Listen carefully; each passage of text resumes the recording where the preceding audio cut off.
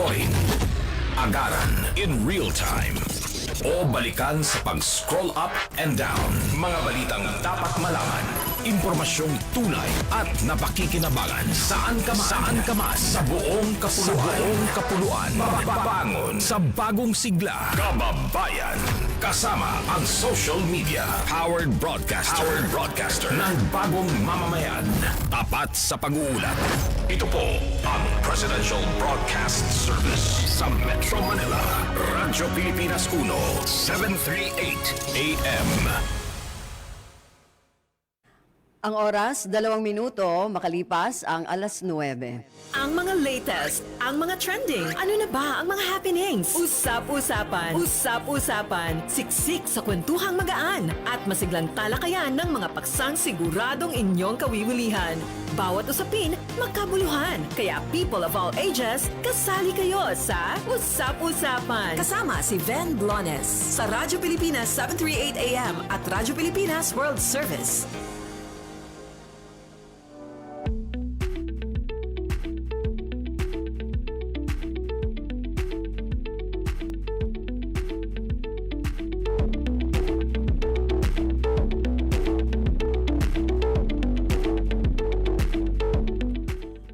Magandang umaga po sa ating mga tagapakinig. Welcome po muli sa ating programa Usap-Usapan. Ngayon pong araw na ito ng Sabado, magkakasama-sama po tayo hanggang mamayang alas 10 na umaga. Marami po tayong pag-uusapan ngayong umaga at syempre, mamaya kakausapin po natin muli yung Vice President for Corporate Affairs ng Philippine Deposit Insurance Corporation o PDIC kasi medyo marami pa tayong dapat sanang itanong noong nakaugnay natin sila noong nakaraan. Kaso po parang nagkaroon ng event ang ating Pangulong Ferdinand Romualdez Marcos Jr. Kaya hindi po natin naitanong lahat yung dapat nating itanong kay Vice President Jose Villaret Jr. Kaya mamaya po antabayanan ninyo yung pong pagpapatuloy ng ating pag-uusap kaugnay po dito sa mga ginagawa ng PDIC para magkaroon ng seguridad yung mga iniimpok o yung mga iniimpok na pera ng ating mga kababayan sa mga bangko. At sa ikalawang bahagi naman, makakausap naman natin mula sa Human Settlements Adjudication Commission, si Attorney Erwin Lehi G. Gakadan, Attorney 5, Chief Legal Division, Regional Adjudication Branch o RAB, Cordillera Administrative Region o CAR. Ayan, pag-uusapan naman natin dyan yung tungkol sa yung mga condominium corporation at parang condominium corporation, kung pareho ba ito doon sa tinatawag naman natin na Homeowners Association. So yan po ating pag-uusapan sa kabuuan po ng ating programa ngayong araw na ito. Siyempre napapakinggan po tayo sa ating himpilan sa Radyo Pilipinas 1, 738 kHz sa inyong mga radyo sa AM band at napapanood din po tayo sa ating FB live streaming sa RP1 page. At napapakinggan din po tayo sa ating overseas radio, ang Radyo Pilipinas World Service. At napapanood din tayo sa FB page ng Radyo Pilipinas World Service.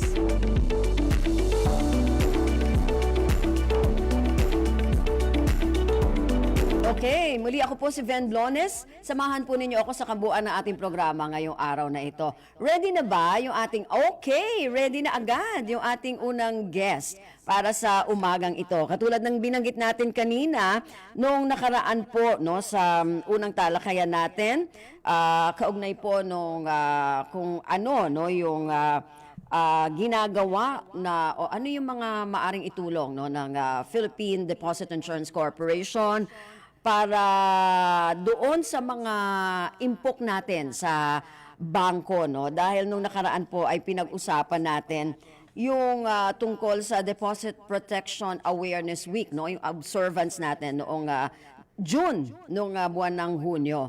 So dun sa napag-usapan natin nung nakaraan, na itanong natin yung tungkol dyan sa Deposit Protection Awareness Week kay Vice President Jose Villaret Jr. Tapos, yung 500,000 maximum, no, na pwedeng saluhin, no, ng PDIC doon sa ating mga depositor, yung kanila mga deposit. Pero ngayon, marami pa rin po tayong tatanungin, no, kay Vice President Jose Villaret Jr., Vice President for Corporate Affairs ng Philippine Deposit Insurance Corporation, PDIC. Sir, magandang umaga po. Ulit. Yeah, good morning, Ben. Good morning po sa inyong lahat. Okay, so sir, yung kasing pinag-usapan natin nung nakaraan, medyo hindi gaano kasi, no, na nakapagtutuon yung mga kapwa natin Pilipino sa pag-iimpok sa bangko. Actually, natalakay nyo nga po yata yan nung nakaraan, ano? Dahil yung iba po, meron silang mga apprehension sa mga pera po na ilalagak nila doon sa bangko. At dahil nga doon sa mga apprehension na ito, no, ito ngayon yung gusto nating itanong muna sa inyo, sir, no, ano ba yung mga hakbang naman na ginagawa ng PDIC, no, para mawala yung apprehension o magkaroon ng tiwala talaga yung ating publiko dun sa banking system ng Pilipinas? Okay, salamat, Ben. No? Tama ka, marami pa rin mga Pilipino ang hindi, paano ba ito sabihin, hindi nagtitiwala na ang kanilang mga pera ay ligtas sa paglalagay sa mga bangko. Pero alam mo, Ben, kung hindi natin ilalagay sa bangko, saan natin pwedeng ilagay? Ang pwede nating option ay ilagay na lang sa bahay, sa aparador, sa alkansya, o sa anumang parte na merong ang iba nilalagay daw sa pader, yung sa may poste, gumagawa sila ng butas o anuman. No? Pero yung mga options na yon, meron pa palang iba creative sa sa kisame, no? So just to keep, they thought that they can keep their money safe. Pero alam mo, ito'y pwedeng anayin, pwedeng masunog, pwedeng nakawin. So, yung options na available para kung saan pa pwedeng ilagak ang pera ay lalong mas hindi ligtas. So, ano ginagawa ng PDIC? Una po, ginagarantiyahan po natin ang mga deposito sa bangko. Ang ibig pong sabihin nito, kung sakali po na ang bangko ay ipasara, may mga kadahilanan po ang batas kung ba't po ang isang bangko ay pinasasara ng Bangko Sentral ng Pilipinas, ito po, ang PDIC po ay nagagarantiya na maibabalik ang pera ninyo hanggang 500,000 pesos. Ngayon po, kung ang sa pang ginagawa namin ay pinapadali po namin ang mga proseso para kung sakaling ang inyong bangko ay naipasara, ay madali nyo makuha ang pera. Number one, hindi na po namin nire-require ang mga depositor na nagsarang bangko na maghain ng mga dokumento o ng mga pruweba na sila po ay deposit ng bangkong yon kung ang kanilang deposito po ay hindi naman hihigit sa 500,000 pesos. Pinapadali po natin ang proseso na pag sakaling ang bangko nagsara, ipapadala na po namin ang inyong pera sa pamamagitan ng post office. O kaya po makipag-ugnayan kayo kaagad sa bangko, sa bangkong nagsara dahil nandun po ang mga tao namin sa sandaling ito ay ipasara. Pinadali din po namin na within 2 weeks or less, we can send the money. So ito po ilan lamang sa mga paraan at ang pagbigay po namin ng impormasyon tungkol po sa kahalagahan ng pag-iimpok at kahalagahan po ng paglalagak ng pera sa bangko. Ayun nga kasi, yun ang madalas na nagiging apprehension nga po, no? Vice President o VP Jose Villaret, no? Pero sir, bakit 500,000 yung napili natin na parang insured yung pera ng depositor? Bakit hindi po mas mataas o mas mababa dun sa 500,000? Okay po. Yung halaga pong 500,000, kung tutusin po ito'y naitakda pa noong 2009. Kung hindi po matatandaan, bago po kung sa ating pong kasaysayan yung global financial crisis noong 2008-2009, ang halaga po ng ating proteksyon sa deposito ay 250,000 pesos po per depositor lamang. At dahil sa crisis noon, globally, ang Pilipinas po gumawa ng hakbang, ang Kongreso ang gumawa ng hakbang na doblehin. Ngayon po, it has been a while. 15 years ago, pinag-aaralan na po, narinig po namin ang clamor, hindi lamang ng mga depositor, kundi ng mga bangko. Ito po pinag-aaralan po ngayon at maaari po kayo makarinig ng balitang mula sa amin sa mga ilang buwan ngayon para po ito ay ma-adjust. Oh, magkano naman po, sir, yung maaring maging adjustment? Hindi- Kung sakali hindi pa lang po na. May estimate na po ba tayo?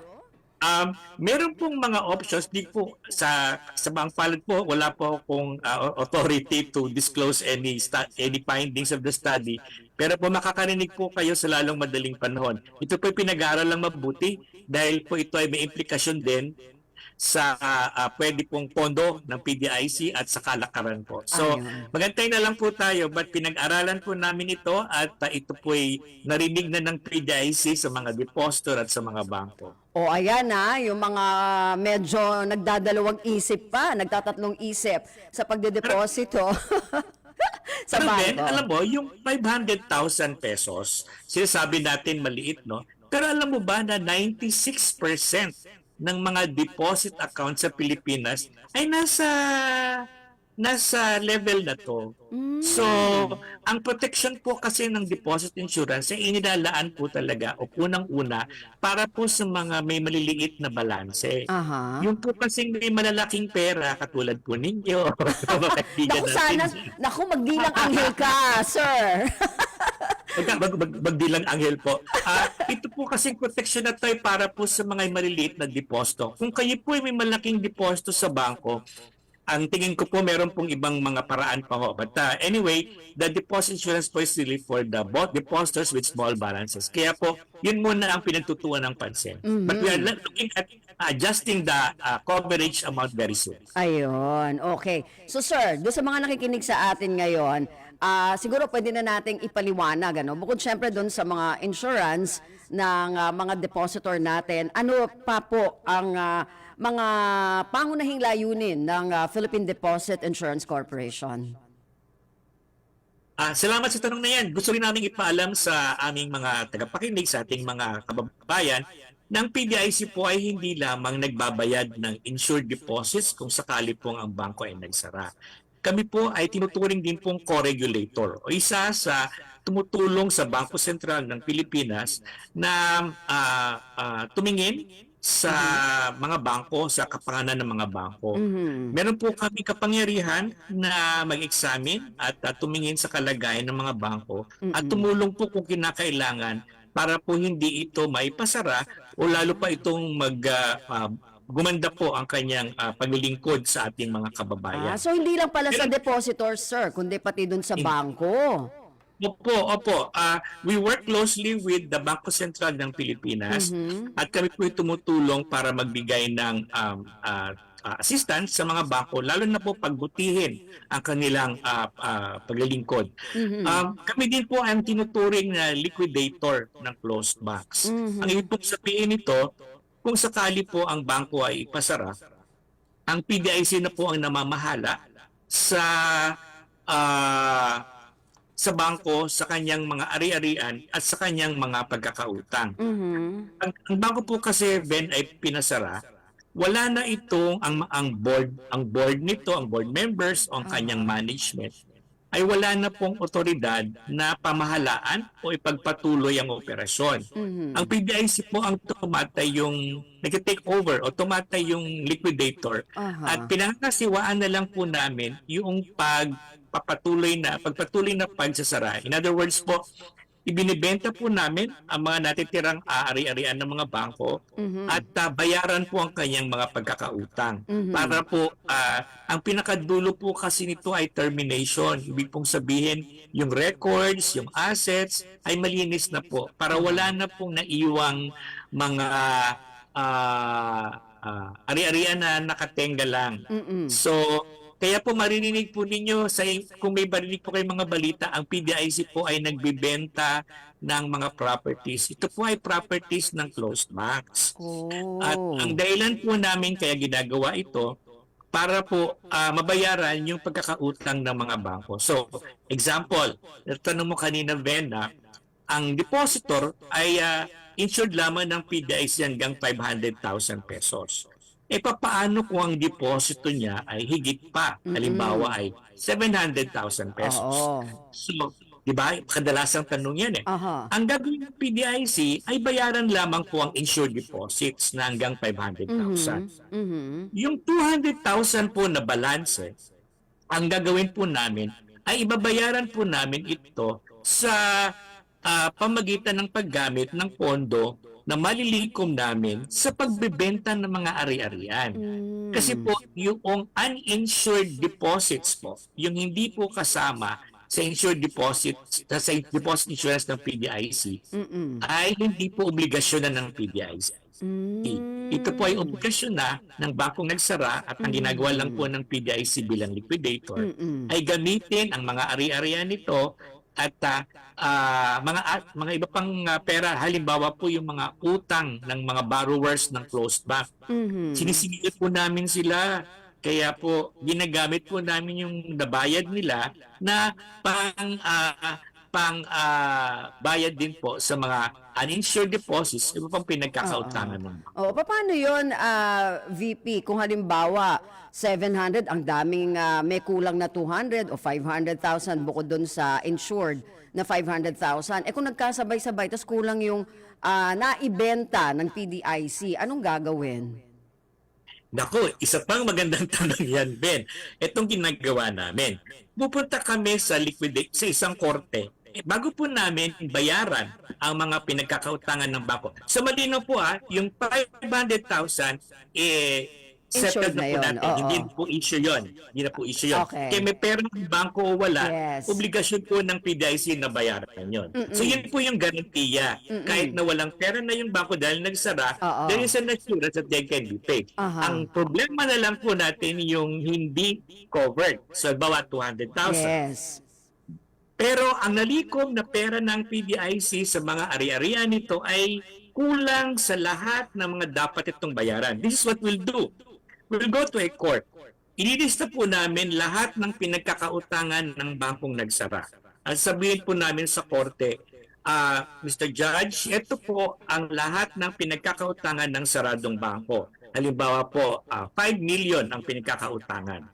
So ito po yung total list ng liabilities ng bangko na dapat niyang bayaran. Pero po, ang nalikom ng PDIC sa pag-liquidate ng assets nito, isama na natin yung pagkolekta sa mga loan payments ng borrowers ay 4 million lamang. So kulang po yung pondo na ipamabayad dito. Ang gagawin po namin, Miss Ben, ipoprorata natin.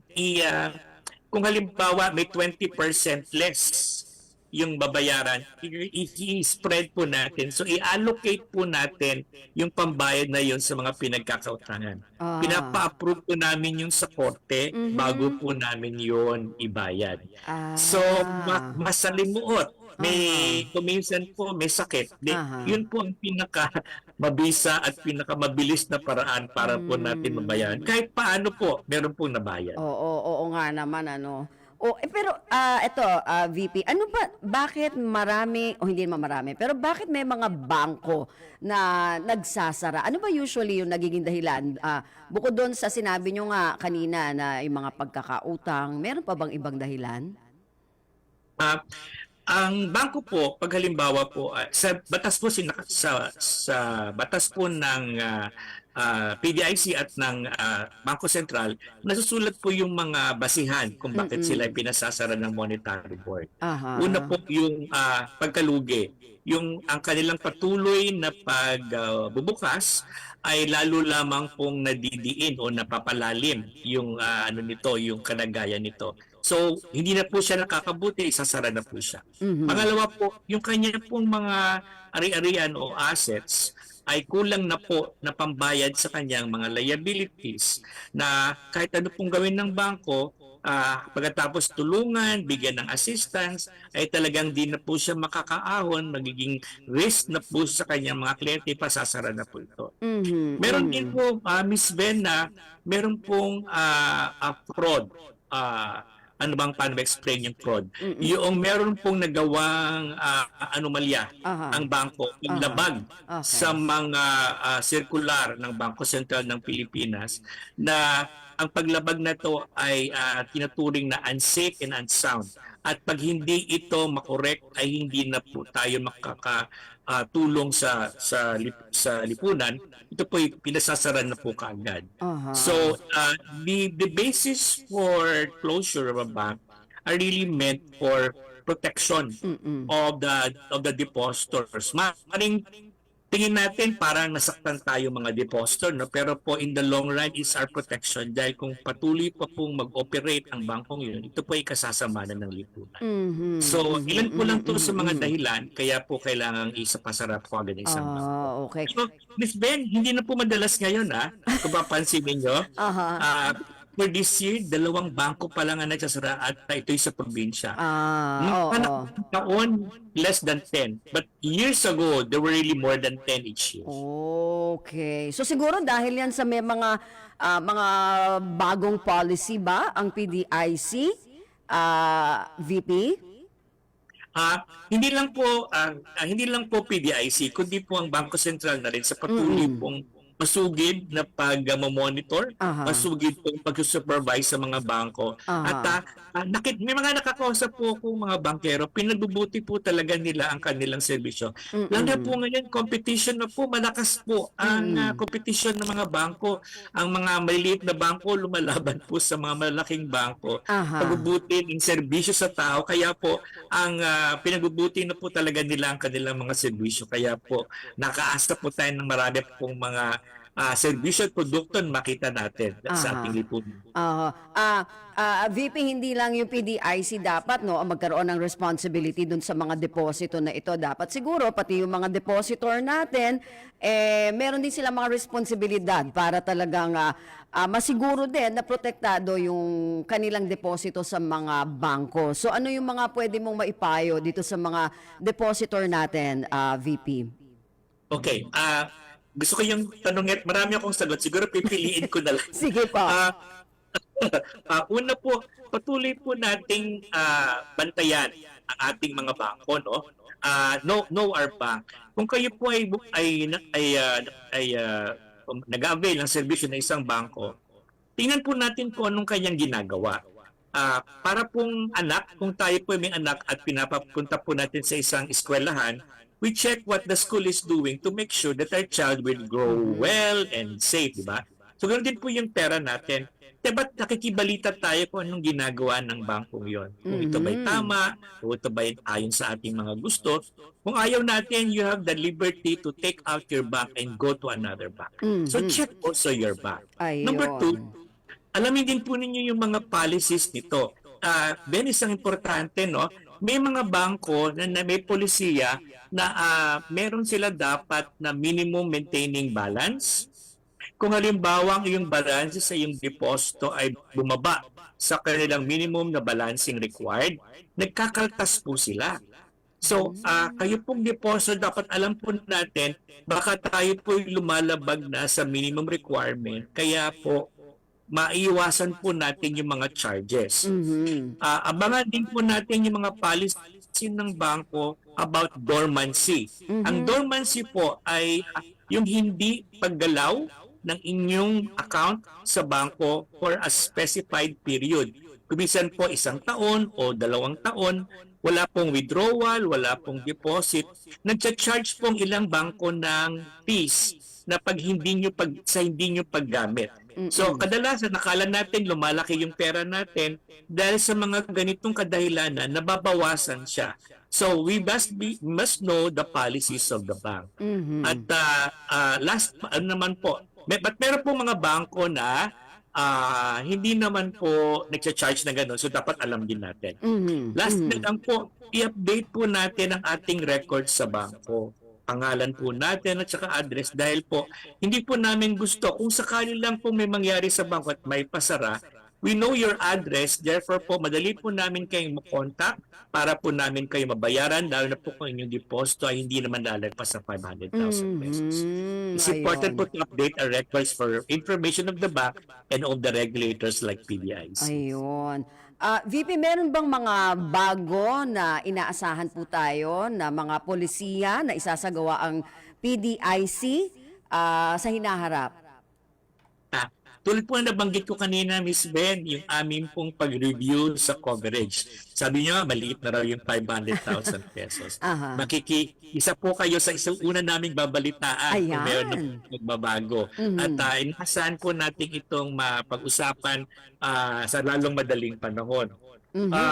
Amin din pong gusto pong sabihin na lalo po sa mga kapatid nating mga Muslim, sa kasalukuyan kasi, Miss Ben, ang deposit insurance ay para lamang sa mga traditional deposits. Okay. Ibig kong sabihin, yung mga deposito po sa mga regular na bangko.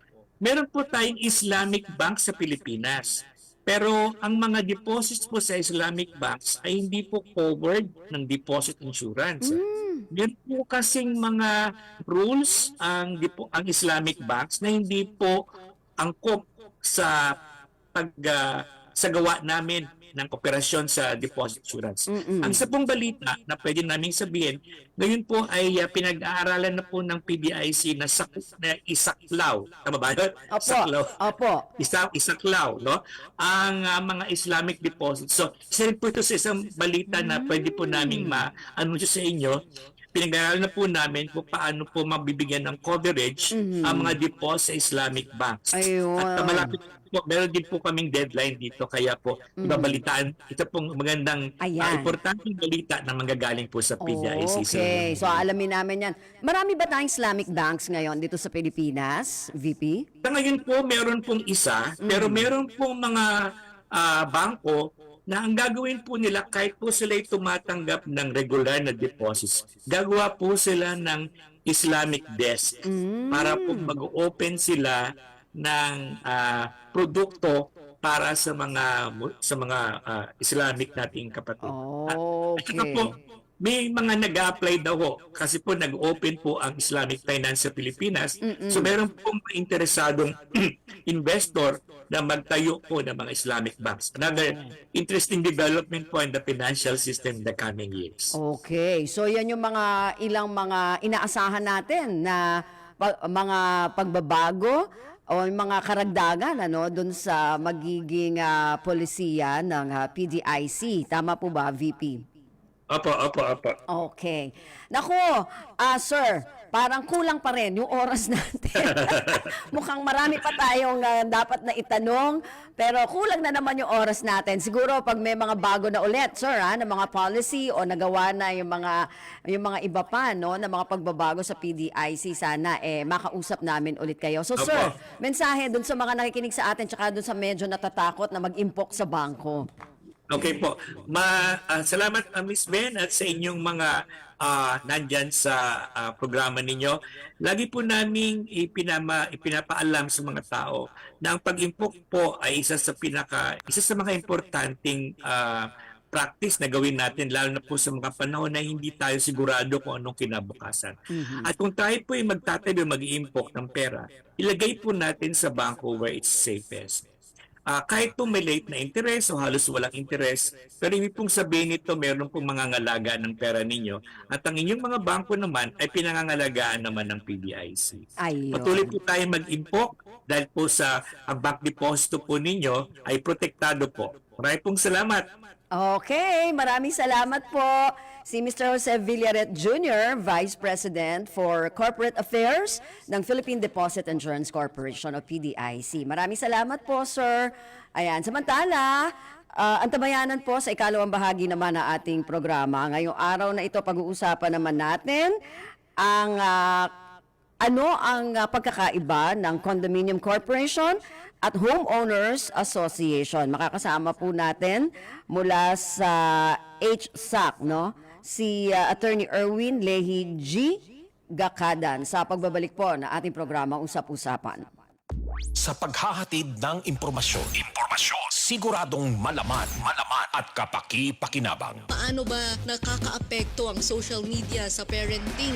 Sinabi nating heart failure, hindi na maayos mag-pump. Prenuptial agreement. Ano ho itong kasunduang ito? Bakit mahalaga ito? Magaan na talakayan ng mga paksang hindi araw-araw napapag-usapan. Tampok natin ang isang uri ng sining na kung saan binibigyang buhay ang mga lumang litrato. Ito po ang inyong programa sa Lam Radio kung saan pag-uusapan natin ang iba't ibang mga talakayan, balita at mga impormasyon. Radyo Pilipinas, 7:38 AM. Sa balita at impormasyon, tapat sa pag-uulat. Congratulations, Carlos Edril Yulo, double gold medalist at the Paris 2024 Olympics for men's artistic gymnastics, floor exercise and vault respectively. For making history at pagbibigay ng karangalan sa Pilipinas. You make every Filipino proud. Ikaw ay isang tunay na bayani. Salamat sa iyong pagmamahal at sakripisyo para sa bayan. Muli, isang malakas at malaking congratulations, Carlos Edril Yulo. Pagbati mula sa Presidential Broadcast Service at Radyo Pilipinas. Pinangunahan ni Pangulong Ferdinand R. Marcos Jr. ang pagpapasinaya sa Integrated Disaster Risk Reduction and Climate Change Adaptation Project Stage 1 na makakatulong sa pagresolba ng pagbabaha sa munisipalidad ng Macabebe, Masantol, Minalin at Santo Tomas sa Pampanga. The IDRR CCA-1 costs more than 7 billion pesos and it aims to mitigate flood damage by increasing the discharge capacity of the Third River, the Eastern Branch River, the Sapang Maragol River, and the Caduang Tete River. Aminado naman ang Pangulo na hindi maiiwasan ang pagbabaha kaya hinimok niya ang lahat na pairalin ng disiplina sa pagtatapon ng basura. With climate change and with the effects of an increasing overpopulation, we expect that we will experience more and more of these historic flooding events. For flood control to work, we must do our part in maintaining our canals and waterways and in recycling and properly disposing of our garbage. Para sa iba pang mga balita at impormasyon, manatiling nakatutok. Tapat sa pag-uulat, Radyo Pilipinas. Pasukan na uli! Yep, vacation's over. But don't frown because school is fun. Kasama ang inyong mga bestie, hooray for the new learnings, new experiences, new friends to meet, at new memories to make. Kaya enjoy lang at give it your best. Study well and make your parents proud. Welcome back to school, dear students. Isang mensahe mula sa Presidential Broadcast Service at Radyo Pilipinas. Balita, laging totoo. Impormasyon, detalyado at kumpleto. Serbisyo, tapat para sa bayan. Ito ang Presidential Broadcast Service. Tumutugon sa tawag ng pagkakaisa para sa bagong Pilipinas. Bagong Pilipinas. Tapat sa pag-uulat. Radyo Pilipinas 1. Radyo Pilipinas 738 AM. Mga kwentong nakakatuwa. Mga usaping kapupulutan ng aral. Usap-usapan. Kasama si Ven Blones sa Radyo Pilipinas 738 AM at Radyo Pilipinas World Service.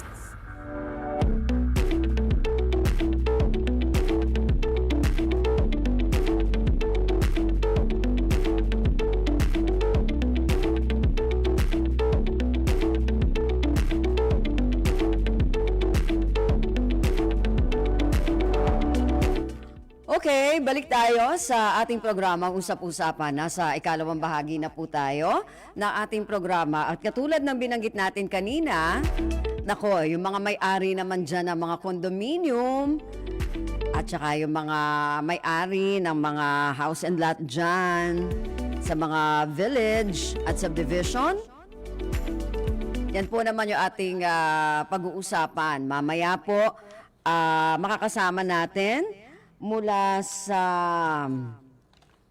Human Settlements Adjudication Commission o HSAC, mula po sa Cordillera Administrative Region, si Attorney Erwin Lehi Gakadan, Attorney 5, Chief Legal Division Regional Adjudication Branch, mula dyan sa CAR. Okay. So inaantabayanan na lang natin. Ready na ba?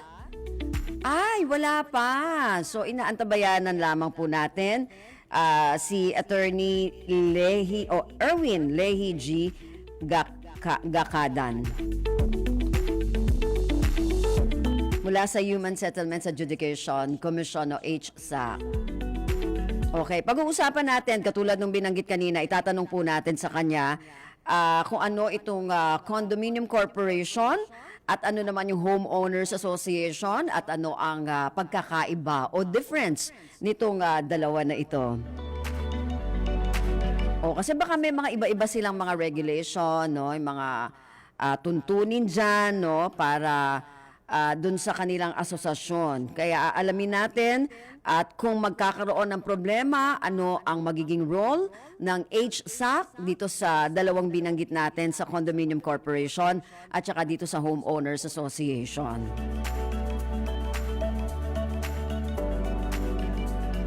Oo, kasi alamin natin, kasi kung halimbawa magpa-file tayo, no, ng mga kung ano-ano mga kaso sa HSAC, no, paano ba yung gagawin na proseso? Ano yung mga ilang mga halimbawa, no, na mga kaso na maaring idulog, no, sa HSAC. Kaugnay dito sa mga condominium, mga pag-aari natin mga condo dyan.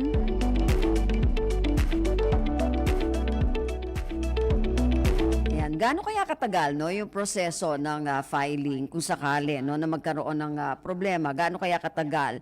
Ano ba yung mas mahal, no, yung mga fees, like halimbawa sa association fees ng condo o ng homeowners association, yung mga maintenance fee, di ba, na ng mga condo, ano ba yung based ba yon sa size? O dun sa, size ng condo unit siguro, no? Plus yung amenities. Ayan, so habang inaantabayanan po natin, bakit wala pa? Yung ating kakausapin. Oo. Umaandar ang oras. Anyway, syempre, naku, maganda yung napag-usapan natin kanina, no, kay attorney tuloy, kay Vice President kanina, doon sa PDIC, kay Vice President Jose Villaret Jr., di ba? Syempre, bago ka doon sa mga gustong bumili ng mga kondo o kaya mga house and lot, kailangan muna, kung wala tayong ready na pera, kailangan muna tayo mag-impok. Ayan, kaya naman, sabi nga ni VP Villaret Jr. kanina ng PDIC, hinihimok niya na mag-impok tayo para sa ating kinabukasan. At sabi naman niya, secured yung inyong mga deposito sa mga bangko sa pamamagitan po ng PDIC. O, dun sa sinabi, antay-antayin lang daw natin, baka madagdagan yung 500,000 na yan na maximum na insurance ng bawat depositor sa mga bangko. Okay. So ano na? Ano na? Sige. So antabayanan natin yung makakausap natin mula sa Human Settlements Adjudication Commission o HSAC. Medyo nagkakaroon lamang po tayo ng ilang problemang technical ba ito? Okay. Ito, gumaganyan sa atin yung ating mga engineer. Ready na? Ready na ba tayo? Okay. Sige, parang nilalakihan ako ng mata dito ni Rolly. Sige, hintayin natin. Kasi umaandar ang oras. Okay, sige, antabayanan natin si Attorney Erwin Lehi Gakadan ng Human Settlements. I-ready nyo na, baka sakaling masagot ni Attorney Erwin yung mga katanungan ng mga homeowners natin dyan at saka yung mga condo owners natin dyan. Ihanda nyo na habang hinahanda din natin yung pakikipag-usap natin kay Attorney Erwin ng HSAC. Sige, para talagang ano tayo, ha? Talagang yung pag-aantabay natin.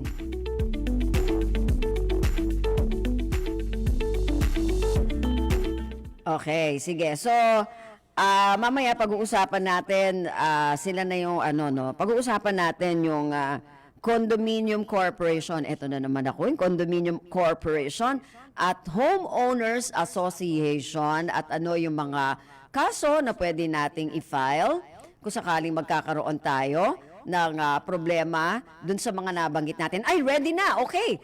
Ay, salamat. Attorney Erwin Lehi G. Gakadan. Nako, ang tagal-tagal ka naming hinintay, sir. Attorney 5, Chief Legal Division, Regional Adjudication Branch, Cordillera Administrative Region. Sige, ano na po agad tayo, Attorney Erwin? Mukhang hahabulin natin ang oras. So, okay, unang tanong natin, ito na lang, pakipaliwanag na lang, sir. Ano ba yung Condominium Corporation? Pareho ba ito ng Homeowners Association? Yes po, ma'am. So, magkaiba po ang Condominium Corporation at ang Homeowners Association na po, ma'am. So first of all, sa registration po.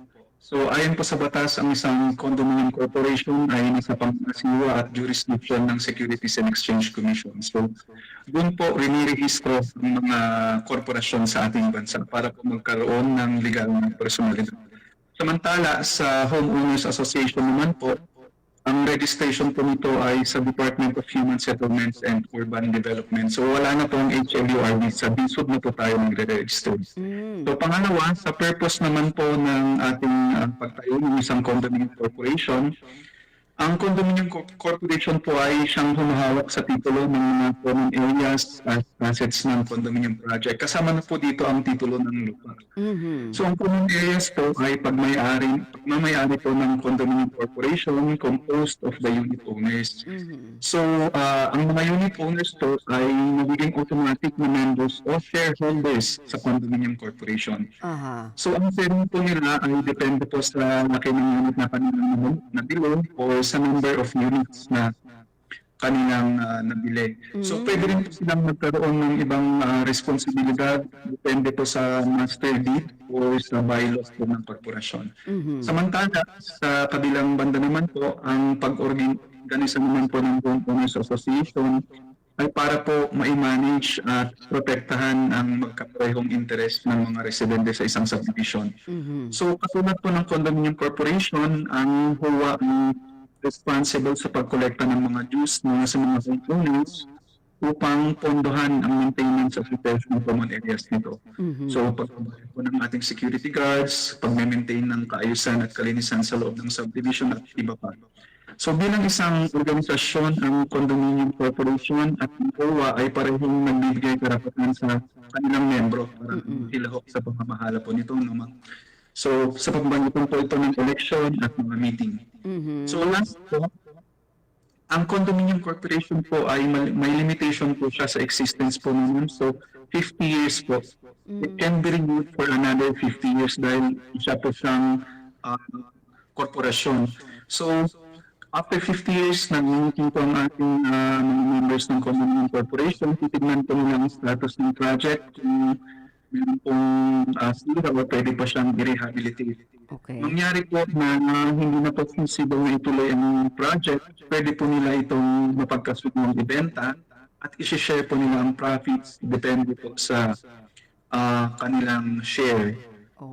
Samantala sa HOA naman po wala po siyang limitasyon. So as long as nag-exist po ang subdivision as a community, diretso po siya. So yun lang po yung sa pagkakaiba. So after 50 years pala, ibebenta, ano yun, kung halimbawang ibebenta yung project, tapos yun lahat ng mga nakatira doon, shareholders, may porsyento ba kung magkano nakukuha nila? So, after 50 years, gaya ng nabanggit ko kanina, pwede nilang i-renew at i-extend po for another 50 years. Kung sakaling pwede pa siyang i-continue. However, kung sakaling sira na po, hindi na feasible, ang basis po ng sharing nila sa proceeds ng kanilang sale or partition is depende sa laki or area ng nabiling unit at sa number of units na kanilang mangyayari. Ayun. So, ang tanong naman, attorney, kung halimbawa may problema sa isang condo corporation, maaari bang mag-file ng complaint sa HSAC? Yes, ma'am, definitely. Pwede pong mag-file sa aming opisina. Pero ang tinitignan po dito ay depende sa issue na isasangguni ng ating complainant sa aming opisina po naman. So kung ang issue po ay tungkol sa development ng isang condo or iba pang complaint, laban po sa ating developer or project owner, pwede pong i-file sa aming opisina. Okay. Pero kung ang issue po ay sa loob ng condominium corporation, for example, pag-away po ng shareholders, office, may problema sa officers, board of directors, ito ang tinatawag nating intra-corporate disputes. At ito po ay dapat i-file sa regional trial court sitting as a special commercial court. So, importante pong malaman kung saan i-file kasi madidismiss po yan at sayang po ang effort at finances natin kapag mali ang opisina na pinag-filean po natin. So, sa ASAP po, nakafocus po kami sa real estate development laban po sa developer na pina-filean ng ating mga may problema sa condominium units po. Pero hindi doon sa korporasyon, parang ganon, ano? Yes po, ma'am. So, kung kunwari may problema po sa condominium, sa mga shareholders, ganyan, sa RTC po siya. Kapag meron silang problema sa isa't isa, problema sa kanilang board of directors, officers, sa RTC po yan. Pero kapag ang problema ay sa development ng unit, kunwari, may problema ka sa unit mo, hindi develop ang project, sa opisina po. Ayun. So, yun. Oo, kung may problema sa project, sa HSAC, yun. Pero kung may problema doon sa korporasyon, sa SEC, sa Securities and Exchange Commission.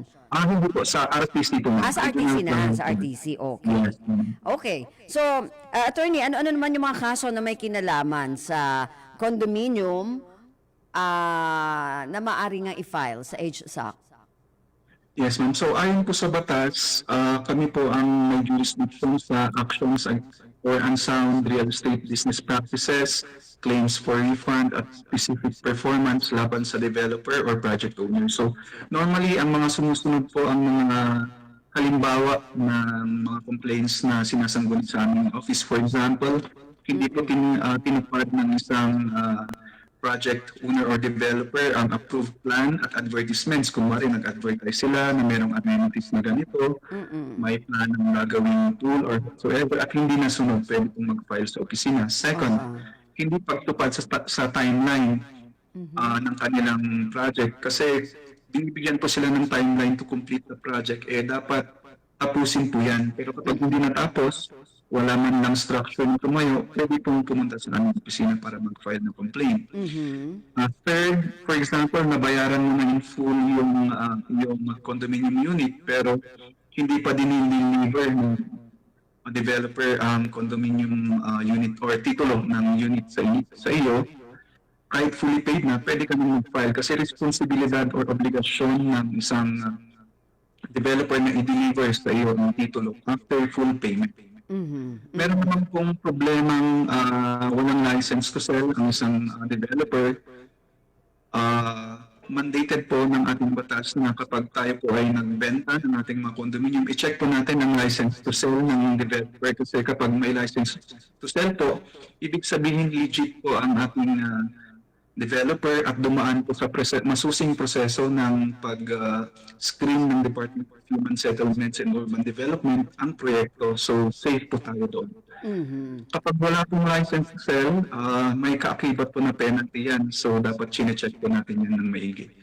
And lastly, may mga kaso rin po na termination or cancellation of contract na hindi na ayon sa batas kung hindi nakapagbayad ang ating mga unit owner, biglang kinansela ng developer, pwede rin po natin i-file sa opisina ito. Kasi may batas po tayong sinusunod sa cancellation ng contracts. Ito ang tinatawag nating MASEDA law. Ayun.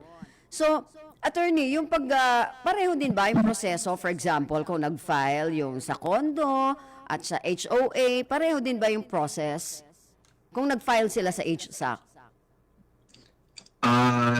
Yan po yung sinabi ko kanina naman, parehas lang po.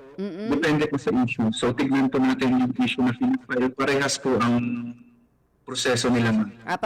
Parehas lang. So, gaano katagal po yung process kung halimbawang mag-file sila ng case? Normally po, pag nag-file po sila ng case, i-decide po namin yan based on yung timeline. Within 90 days, lalabas na po yung decision ng kaso. But first of all, we have to follow the stages po ng proceedings, filing ng complaint, and then i-require natin na mag-file ng answer ang ating respondent within 20 days. And karoon po siya ng mediation, filing of position papers, and then decision po. Issuance ng decision. Okay. Definitely hindi po kasali dyan sa period na yun ng yung mga delays na pwedeng mangyari sa pag-resolve ng mga kaso. Okay. O, ito may ano dito kasi sabi ng mga iba, attorney, medyo mas, may association fees din sa condo? Yes po, ma'am. Kaya nang nabanggit ko kanina, namumulekta rin po ng dues ang ating condominium, condominium corporation. Pero nakabase po ito sa area ng depende po areas ng kanilang unit or sa units na meron. Oo, kasi may nagsasabi, attorney, parang mas mahal yung association fees sa condo versus dun sa talagang parang HOA. Tama ba yon? Ma'am, depende po yan sa facilities na in-offer ng ating or amenities na in-offer ng ating condominium corporation. Magkaiba po sila pero dapat sabi ko nga sa previous interview ko, dapat transparent sila sa pagpakita kung saan napupunta ang ating mga dues. Kasi depende po yan sa facilities, utility expenses, iba-iba po ang presyo sa bawat area. Pero usually mas malaki talaga yung association fee sa condo. Malamang po kasi mas marami po silang bayarin maintenance. Ayun. Lalo na po kapag dyan sa Manila na high-rise, definitely mas marami silang amenities, meron silang pool, meron silang recreation areas, lalo na sa central business district, sa BGC, ganyan. Oo nga. Nakadepende po yan sa ating laki po ng ating binabayaran, may depende po. Tignan po natin kung saan napupunta para po maliwanagan tayo kasi dapat may basihan ang ating pagkolekta.